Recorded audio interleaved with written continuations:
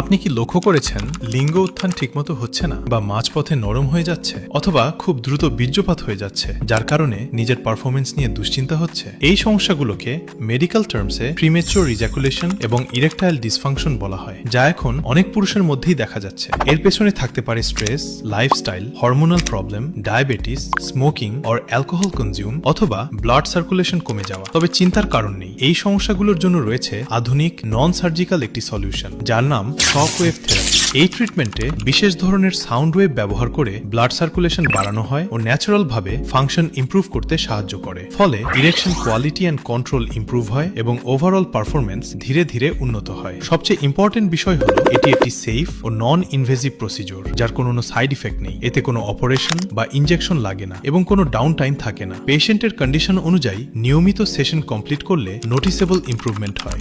আপনিও যদি এই ধরনের সমস্যায় ভুগে থাকেন, তাহলে দেরি না করে আজই